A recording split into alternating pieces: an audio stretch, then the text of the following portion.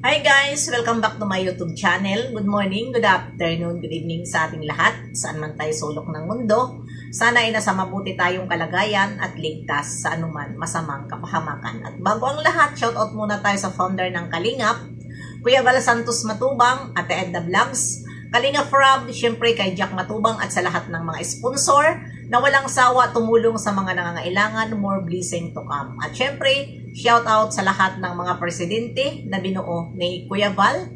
Nandyan ang Bios, Karepa, at syempre strikers at watchers. Mega love shout out sa inyong lahat. At syempre, mga kaibigan ko dito sa mundo ng YouTube, Tita Lydia, mega love shout out, Irene Azujima, Cell TV PH, at syempre, Hayat's Mix Vlog.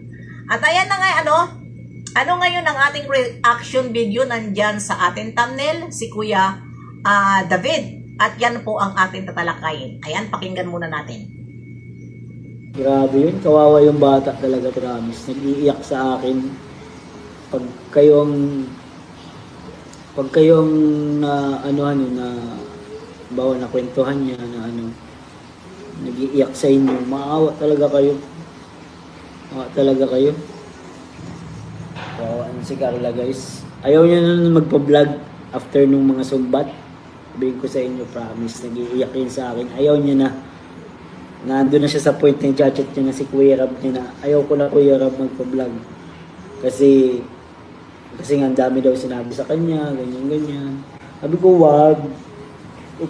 Ang gawin mo, isumbong mo lang kay Kuya Rab mo yung mga sinabi sa iyo. At si Kuya Rab mo ang bahala dyan. Kasi under ka ng protection ng Kalingap, under Kalingap Rab. Hindi ka pababayaan yan, Kalingap Rab.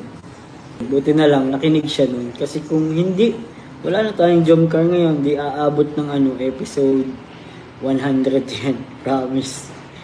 Ilang beses na natin pinigilan yan, mga ganyang bagay na. Kasi sabi ko, maraming umaasa tulad ninyo, di ba? Maraming napapasaya, nabibigyan ng pag-asa, ng inspirasyon. Ayan, narinig nyo ang sinabi ni Kalingap David dyan patungkol sa ating magandang Bibi Carla na ito nga ay muntik na magpaalam kay Kalingap Rob dahil nga dito nga sa naririnig niyang paninira sa mga iba't ibang mga nagmamahal sa kanya noon at ngayon ay tinatakwil na siya. Pasalamat na lang tayo at nandyan din si Kuya David, si Kalingap David na nagpapayo dito kay Carla na isa pa rin ito noon na sila ay pinagbibintangan dahil nga sa mga silos-silos at hindi ninyo alam na si Kalingap David ang dinadaingan ni Bibi Carla sa kanyang nararamdaman na mga naririnig niya na hindi maganda doon sa paninira sa kanya ng kanyang mga nagmamahal sa kanya noon at ngayon ay isinusumbat na sa kanya ang lahat ng mga binibigay. Yan ang sinasabi at ito ay hindi nila ito tinatanggap kapag sila ang nire-reaksyonan dahil nga ang sinasabi nila ay puro na lang kasi nungalingan ang sinasabi ng mga reactor at mahilig pa sila magsumbong kung saan-saan na live kasi sila nga yung pabiktim na sila kuno ay mga mababait at walang nababanggit na mga paninira para dito sa atin Bibi Carla. Lahat talaga ng mga angels ay bakit ginaganito? Dito naman sa kay Bibi Beyonce, si Pedring ang tumitirada. Dito naman sa kay Bibi Carla, ang tumitirada sa kanya, yung noon na nagmamahal sa kanya, at ngayon ay nag-iba na at mayroon na silang ibang sinusuportahan na kinukumpara nila na palibhasa itong sinusuportahan nila ay hindi naman din ito iba sa Kalingap at ito ay nasa loob ng Kalingap. At salamat sa iyo, Kalingap David, at napayuhan mo rin si Carla na huwag niyang sukuan. Kung mayroon siyang problema, isumbong na lang niya kay Kalingap Rob para si Kalingap Rob ang desisyon kung ano ba talaga. O di ba mahiya na kayo. Si Carla na mismo ang nagsumbong kay David. Ngayon, pabiktim kayo dahil mayroon kayong nabibigay sa bago nyo ngayon sinusuportahan. Ano? Pabiktim kayo kung ano-ano ang sinusumbong. E paano yon?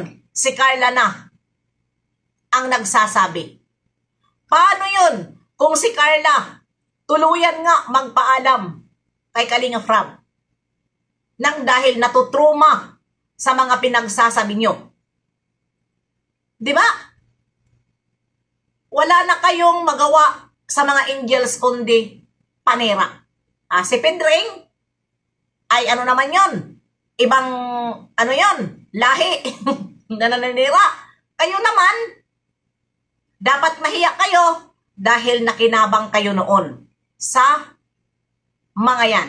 At muntik na rin, ayon nga dyan sa sinabi ni David, at muntik na rin ito si Carla bumitaw kay Jomar. Ano, muntik na bumitaw at hindi na kinakausap. Kaso lang, mabait si Kalingap Jomar at ito ay sinusuyo niya talaga. Siya talaga ang nagpapakumbaba dahil syempre, siya naman ang nakakatanda dito sa kay Bibi Carla. Natural.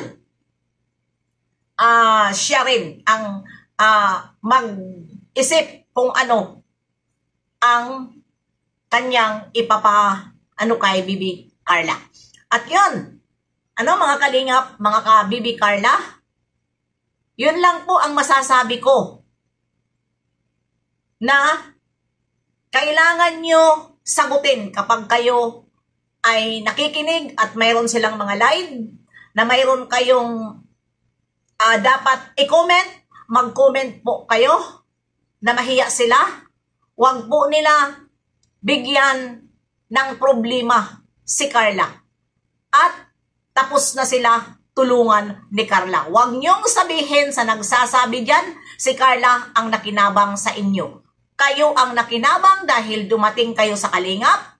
Walang-wala kayo. Mga tae kayo. Ha? Ginamit nyo ang love team ng Carla at sinuportahan kayo ng mga supporters na nagmamahal kay Carla. Kaya nagkaganyan kayo. Nagkaroon kayo ng channel at lumaki at yumabang kayo nung nagkaroon na kayo ng pera. Ang kakapal ng mga mukha nyo. Nasaan ang inyong mga kakapalan? Kung magsalita kayo, akala nyo ang yayaman nyo? Sino ba sa inyo ang kilala na magkaroon kayo? Hindi ba si Carla? Dahil gamit na gamit nyo at si Jomar? Dahil sila po ay nag-viral? At ano ang ginawa ninyo? Diba? Nakinabang kayo. Nakinabang kayo. At ngayon, tapos na ang inyong pakinabang dahil nagkaroon na kayo. Marami na nanonood sa inyo dahil pinapaniwalaan kayo sa mga sinasabi nyo. Nagkaroon kayo ng mga sponsor. Ano ang ginawa nyo? O ngayon, kasinungalingan pa namin yan. Lahat ng mga sinasabi dyan ni David, na yan ay galing yan sa kay Bibi Carla na kanyang saloobin. Kanyang inilabas at doon sinabi kay Kalingap David. Diba? Yun ang mahirap sa inyo. Dahil kayo, tama lang na anuhin kayo ng mga reaktor. Dahil ang pagpunta nyo dito sa Kalingap, mangungulik kayo, ibibigay nyo kung saan-saan, ibigay nyo sa Kalingap, ibigay nyo kay Kuya Bal. Pero, ano ang ginagawa ninyo kapag may bigay na kayo? Sumbong doon, sumbong dito. Dahil ipinagmamalaki nyo na mayroon kayong ibinibigay. At ipinapamukha nyo na utang na loob ni Kuya Bal sa inyo. Na kayo naman mismo yung nagbibigay. Ganun ang mga style nyo. Magbibigay kayo, magsusumbong kayo. Pag hindi kayo kampihan, kakalabanin nyo ang Kalingap. Dahil mayroon priority ang Kalingap. Nagbibigay naman kami. At bakit hindi kami kinakampihan? Ganon ang inyong mga ugali. Kuhang-kuha ko na.